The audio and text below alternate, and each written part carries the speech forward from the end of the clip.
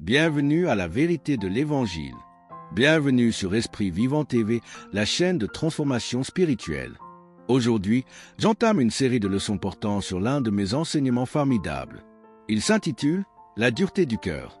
Tu entends la parole de Dieu, mais rien ne semble changer? Ce n'est pas un manque de foi, c'est peut-être la dureté du cœur. Dans cet enseignement, découvre comment un cœur devient insensible à Dieu et surtout, comment retrouver cette sensibilité spirituelle qui transforme tout. Prépare-toi, cette vérité pourrait bouleverser ta marche avec Dieu. Je sais que ce titre a tendance à rebuter beaucoup de gens, car il est perçu comme négatif. Cependant, c'est ainsi que Dieu m'a révélé ces vérités, et je ne fais que communiquer ce qu'il m'a inspiré. Un bon ami, Bobby Yann, m'a entendu dispenser cet enseignement au Royaume-Uni il y a de nombreuses années. Il l'a repris, le rebaptisant la puissance d'un cœur affermi, et m'a confié qu'il s'agissait d'une de ses séries les plus vendues. Il reconnaît que mon titre est négatif, mais je n'y mets aucune intention péjorative. Je vais donc aborder ce qu'est un cœur endurci, ses causes et la manière de le guérir. Je sais que beaucoup se diront d'emblée, ce n'est pas mon problème. Ironiquement, c'est exactement ce que je pensais. Si l'on m'avait dit, avant que Dieu ne me révèle ces choses, que j'avais un cœur endurci, j'aurais protesté. Je croyais qu'une personne au cœur endurci était quelqu'un qui haïssait Dieu, qui vivait dans la rébellion ouverte et le péché délibéré contre lui. Quelqu'un qui s'en détournait sans s'en soucier. Même si l'endurcissement du cœur est avéré chez une telle personne, une des vérités que je développerai dans cette série est la suivante. Quiconque est froid, insensible, apathique ou inflexible envers Dieu, dans quelque domaine de sa vie que ce soit, possède un cœur endurci dans cette sphère. La définition même du mot endurci, lorsqu'on la consulte dans un dictionnaire et qu'on l'applique au cœur, signifie froid, insensible, apathique et inflexible. En toute honnêteté, nous avons tous des aspects de notre vie où nous éprouvons des difficultés à nous connecter au Seigneur. Il nous est plus facile d'interagir avec le royaume naturel qu'avec le royaume surnaturel, de nous identifier à la défaite qu'à la foi. Merci de plonger dans la parole qui transforme. Découvre des enseignements puissants qui réveillent ton esprit et fortifient ta foi. Abonne-toi à Esprit Vivant TV, là où la vie de l'esprit devient réalité. Merci d'avance pour le soutien. Continuons. 1. L'incident de ma révélation de l'endurcissement. Je me souviens d'une époque où je faisais un ministère à Omaha, Nebraska. Après avoir prêché, j'invoquais les guérisons par les dons du Saint-Esprit. J'ai appelé quelqu'un ayant le strabisme à s'avancer, car Dieu allait le guérir. Un jeune garçon, dont je me souviens qu'il devait avoir environ 10 à 12 ans, s'est approché. Ses yeux étaient tellement croisés qu'il a dû être guidé par la main jusqu'à moi, car il voyait très mal. J'ai prié pour lui, j'ai posé les mains sur lui, mes pouces sur ses yeux, et j'ai prié. J'étais convaincu qu'il était en train d'être guéri. J'étais sur le point de lui expliquer qu'il y a différentes façons de recevoir de Dieu, soit un miracle instantané, soit une guérison progressive, comme le dit Marc 16, verset 18. Ils imposeront les mains aux malades, et les malades seront guéris. J'allais l'encourager. Si tu ne vois pas de changement immédiat, aie la foi que la puissance de guérison de Dieu est dans ton corps, que tes yeux sont guéris et que tu verras parfaitement. C'est ce que j'allais lui dire. Mais quand j'ai retiré mes mains et que je l'ai regardé, il a ouvert les yeux. Ils étaient parfaitement droits. Auparavant, ils étaient complètement croisés. Quand j'ai vu cela, que croyez-vous que j'ai fait? J'ai honte de l'admettre, mais c'est la vérité. Je l'ai regardé et j'ai dit, « Je n'y crois pas ». Dès que j'ai prononcé ces mots, ses yeux se sont immédiatement recroisés. Je me suis exclamé, « Oh Dieu, pardon ». J'ai fait pénitence. J'ai prié pour lui pendant encore 5 ou 10 minutes, mais je n'ai jamais revu ses yeux se redresser. J'ai néanmoins la conviction, loué soit Dieu, que la puissance de Dieu l'avait touché et qu'il a, je l'espère, poursuivi sa guérison jusqu'à ce que ses yeux soient droits. Je raconte cette histoire pour illustrer ceci. J'étais un ministre, aimant Dieu, prêchant sa parole, priant pour les gens et ayant la foi qu'ils seraient guéris. Mais je m'attendais à une guérison progressive. Voir le miracle se produire de manière instantanée et surnaturelle a révélé la dureté de mon cœur. Beaucoup de gens prient pour quelque chose, s'attendant à ce que les médecins puissent y remédier avec des médicaments sur une période d'1 an ou 2. Cela n'est pas mauvais, ce n'est pas un péché. Mais si le Seigneur intervenait instantanément, disons, vous avez une tumeur visible et elle disparaît subitement, votre chair redevient normale, la plupart des gens diraient, je ne peux pas le croire. C'est la raison pour laquelle de tels événements surnaturels ne se produisent pas plus souvent. La vérité est que nous sommes plus connectés au monde naturel qu'au surnaturel.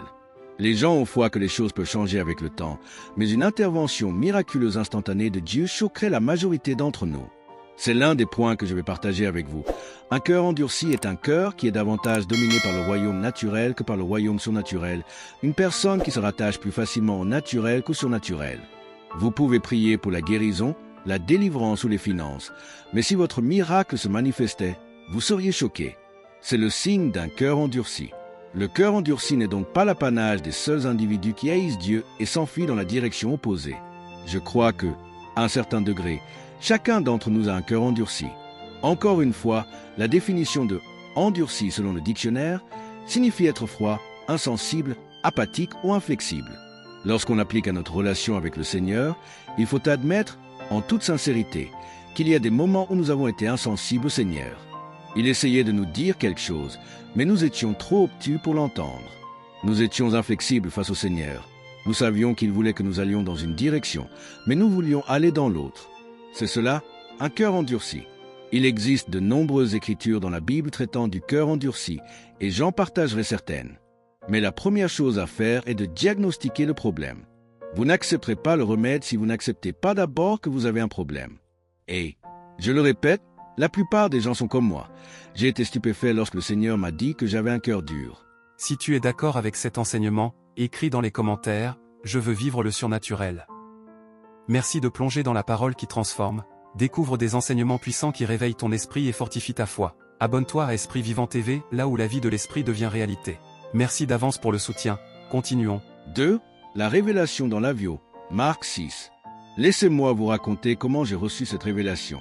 Beaucoup de choses y ont contribué, mais cela a culminé un jour où j'étais dans un avion, voyageant, je crois, de Toledo, Ohio, à Chicago. Nous survolions les Grands Lacs et j'étais en train de lire la Bible dans Marc chapitre 6. J'étais en train de lire l'épisode où Jésus a nourri les 5000 personnes. Il est dit 5000 hommes, mais il y avait probablement des femmes et des enfants aussi, car ils ont utilisé le déjeuner d'un jeune garçon, les 5 pains et les 2 poissons pour les multiplier et nourrir cette foule. Il y avait probablement de 10 000 à 15 000 personnes. Il a pris cette petite quantité de nourriture, l'a bénie, l'a rompue et l'a donnée à ses disciples, qui, à leur tour, ont nourri la foule. Tous ont mangé jusqu'à satiété. Ils ont eu une seconde portion. Mieux encore, ils ont ramassé les fragments restants, et il y avait plus de nourriture après que tout le monde ait mangé à sa faim qu'il n'y en avait au départ. C'est un miracle. Vous savez, parfois en lisant l'Écriture, je suppose que cela arrive à d'autres, pas seulement à moi. Mon esprit est ailleurs, je pense à autre chose.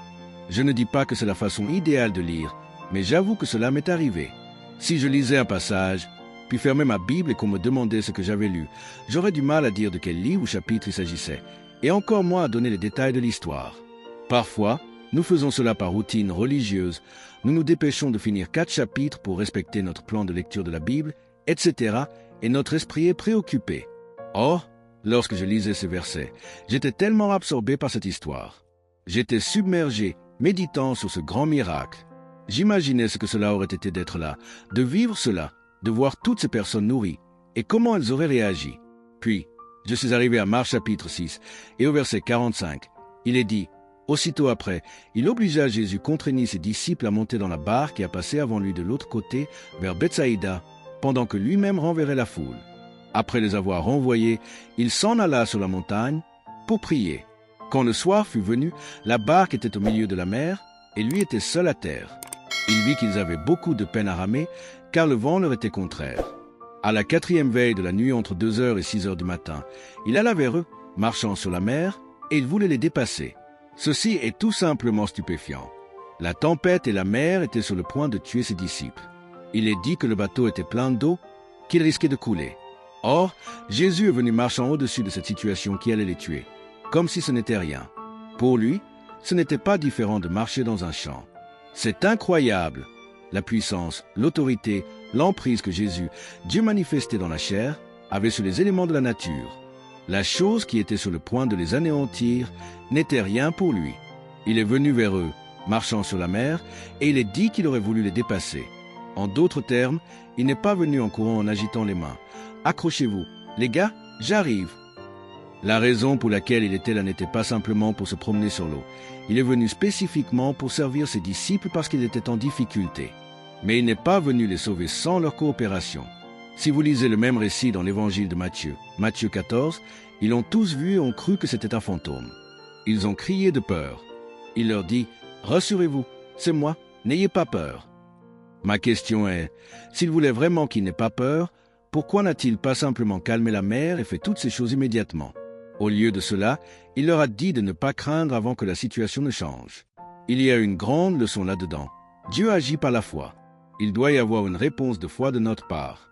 Éphésiens 3, verset 20 dit « Or, à celui qui peut faire, par la puissance qui agit en nous, infiniment au-delà de tout ce que nous demandons ou pensons. » S'il n'y a aucune puissance agissant en nous, cela limite ce que Dieu peut accomplir.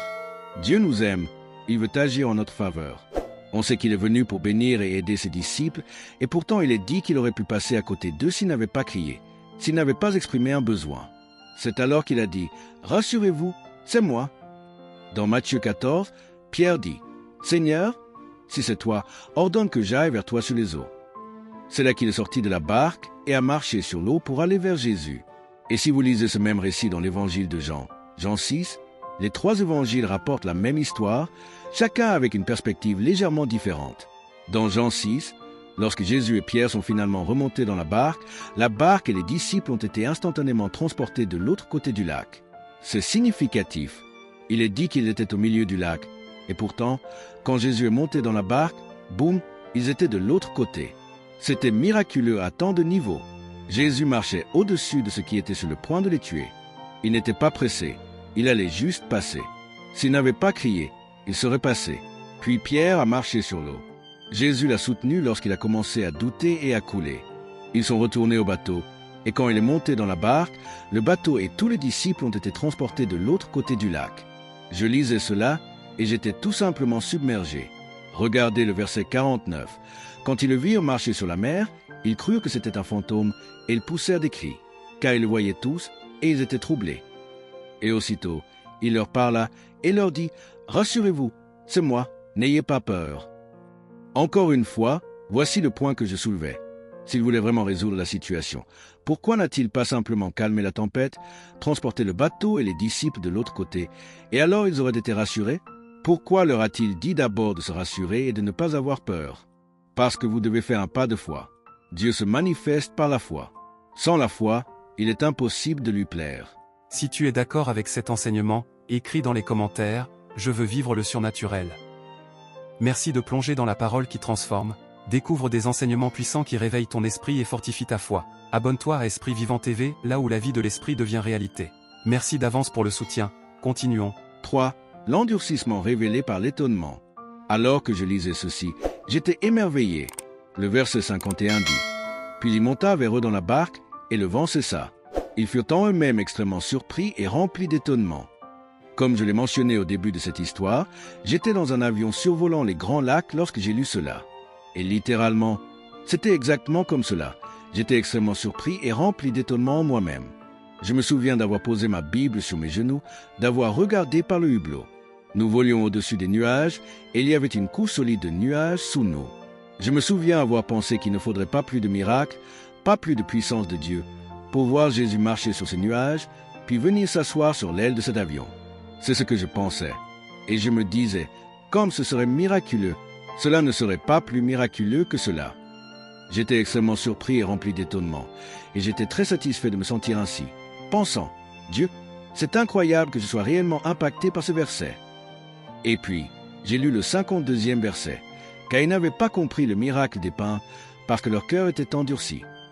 Le mot « car » est une conjonction qui relie 2 idées. Ce verset est donc un commentaire ou un lien avec le verset précédent. Il dit « car ils n'avaient pas compris le miracle des pains, parce que leur cœur était endurci. » Soudain, je l'ai vu. La raison pour laquelle j'étais si submergé en pensant à Jésus nourrissant les 5000, à Jésus marchant sur l'eau, calmant la tempête, les disciples et la barque étant transportés de l'autre côté, la raison pour laquelle cela me choquait tant, était parce que j'avais un cœur endurci. C'était la première fois que cette pensée me venait à l'esprit. Ce fut comme une claque en pleine face. Je ne dis pas que le Seigneur l'a fait de façon méchante. Et tout mon étonnement et ma surprise, et le sentiment que j'étais si bien, se sont effondrés. Je me suis dit, « Quoi? Tu veux dire que si je suis choqué de voir Jésus marcher sur l'eau, si je suis choqué de voir Pierre marcher sur l'eau, si je suis choqué de voir une barque et les disciples être soudainement transportés de l'autre côté du lac, c'est à cause d'un cœur endurci. » Cela m'a interpellé et un processus a commencé. Pendant 1 an ou 2, j'ai cherché le Seigneur. D'accord, Dieu, qu'est-ce qu'un cœur endurci?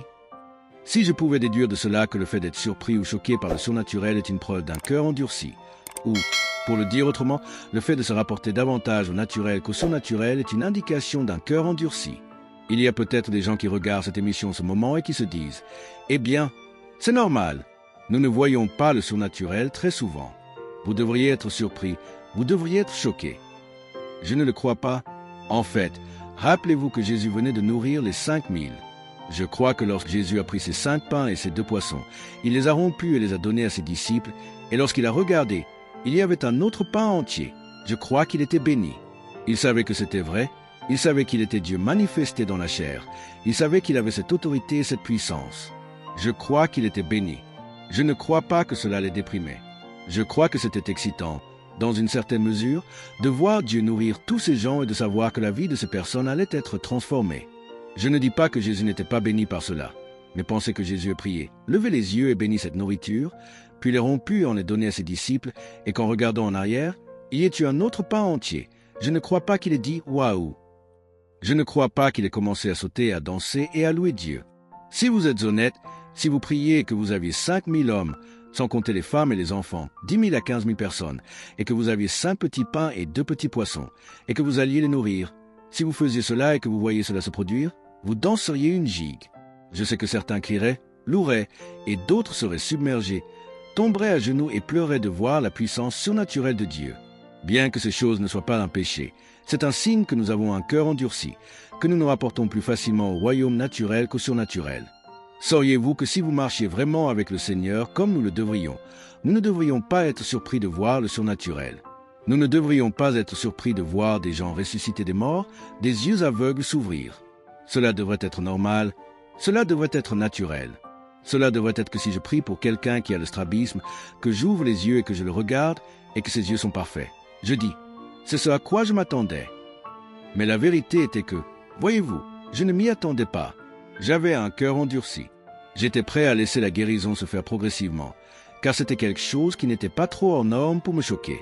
Mais le voir se produire instantanément comme cela a révélé la dureté de mon cœur. Si vous voyez Jésus nourrir tous ces gens, si vous le voyez marcher sur l'eau, transporter la barque de l'autre côté, et si vous êtes submergé, l'Écriture dit que la raison pour laquelle cela se produit était parce qu'il n'avait pas considéré le miracle des pains. Je reviendrai là-dessus quand je commencerai à parler de la cause du cœur endurci, puis du remède. Je reviendrai sur ce verset encore et encore. Mais pour l'instant, je l'utilise simplement pour montrer que cela a révélé qu'ils avaient un cœur endurci, car ils n'avaient pas compris le miracle des pains, parce que leur cœur était endurci. Le fait qu'ils aient été choqués de voir Dieu déployer sa puissance de la sorte était une indication qu'ils avaient un cœur endurci, qu'ils étaient insensibles à Dieu.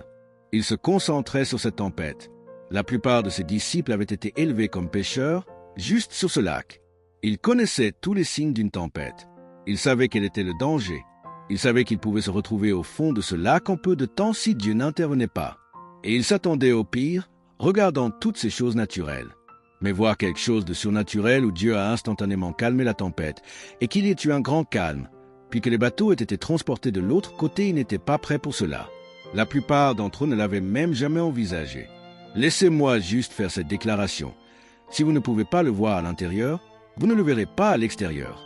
Si vous ne pouvez pas vous voir marcher dans la puissance surnaturelle de Dieu et voir la puissance de Dieu se manifester dans votre vie, cela vous empêchera de le voir à l'extérieur. Nous devons arriver au point où nous nous attendons au surnaturel. Je vous montrerai cela. Il est dit au verset 45, il obligea ses disciples, certaines traductions disent qu'il a dû contraindre ses disciples, c'est ce que dit la King James. Il contraignit, d'autres traductions disent, il obligea. Cela montre qu'il y avait une résistance de leur part. Ils savaient qu'une tempête se préparait. Ils savaient que ce n'était pas le moment d'aller sur le lac. Et pourtant, par pure obéissance à Jésus, leur Seigneur et Maître, ils ont obéi. Mais leur attention était fixée sur cette tempête. Ils avaient oublié les autres choses, et c'était une indication d'un cœur endurci. Ils étaient simplement préoccupés par le naturel au lieu du surnaturel. Quoi qu'il en soit, je vais partager beaucoup de choses à ce sujet qui vous seront utiles. La dureté du cœur, c'est ce qui t'empêche d'expérimenter pleinement la vie de Dieu. Mais la bonne nouvelle, c'est que ton cœur peut changer. En tournant ton regard vers Jésus, en méditant sa parole et en laissant le Saint-Esprit te transformer, ton cœur redevient sensible, vivant et prêt à recevoir tout ce que Dieu a préparé pour toi. Ne laisse pas ce message s'arrêter ici. Mets-le en pratique. Partage cette vidéo autour de toi et abonne-toi à Esprit Vivant TV pour découvrir les autres enseignements puissants du Dr Andrew Wommack. Ta transformation commence maintenant. Merci de plonger dans la parole qui transforme. Découvre des enseignements puissants qui réveillent ton esprit et fortifient ta foi. Abonne-toi à Esprit Vivant TV, là où la vie de l'esprit devient réalité. Merci d'avance pour le soutien.